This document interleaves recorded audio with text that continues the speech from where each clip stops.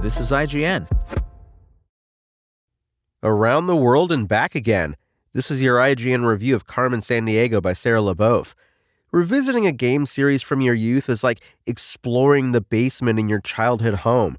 As you sift through the boxes and shelves, old memories come flooding back, which is exactly what happened as I started playing Carmen Sandiego, the latest game in a multimedia series that spans 4 decades.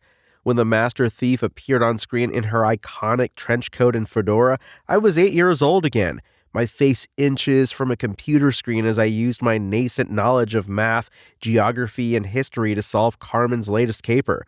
40 years later, Carmen Sandiego gives me that same thrill of solving puzzles by collecting clues, even if some of the modern editions of the visual novel-esque interface miss their mark.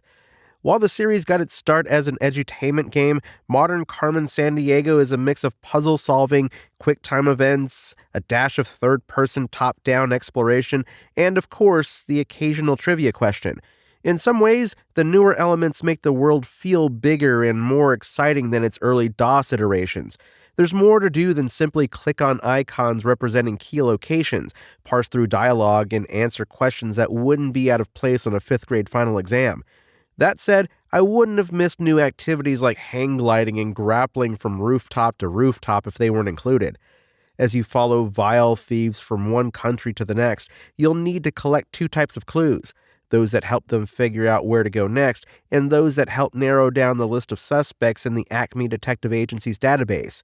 In the 80s and 90s, Carmen Sandiego games relied on physical almanacs full of geographical and historical facts to help answer the in-game trivia questions and figure out what their clues meant.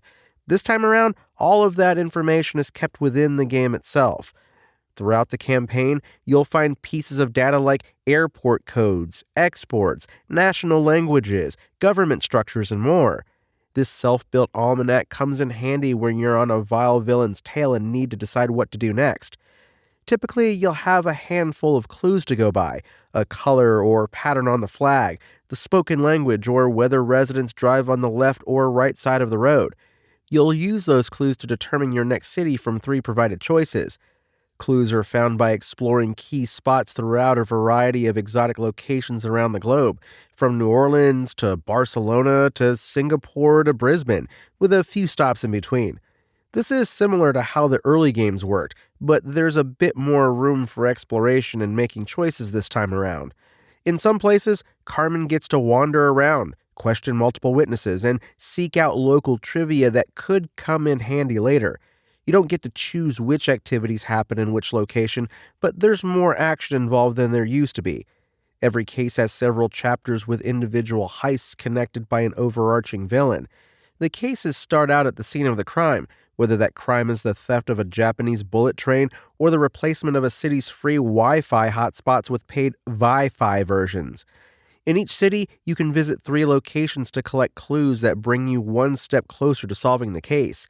Some of these gameplay elements are more fun than others. Completing puzzles to hack safes or boost wireless signals was satisfying, but the more physical activities are mostly on rails and not particularly thrilling.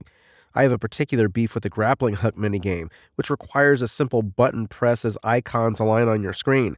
The problem is, those icons sometimes move erratically, so grappling is either way too simple or frustratingly obtuse. Carmen Sandiego's latest adventure harkens back to the series' origins while modernizing it in a few key ways. It could do with some refinement, as some of the activities are more fun than others, but it's overall an enjoyable, if simple, detective game that will test your knowledge and tease your brain.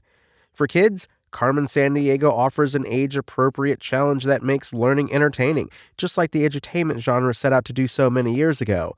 For kids at heart, it's a breezy adventure that's worth dusting off your virtual passport and taking another trip around the world. Carmen Sandiego's IGN score? 7 out of 10. Thanks for listening to IGN. My name is Tony Jackson, and for the latest Carmen Sandiego updates, visit us at IGN.com. Spoken Layer.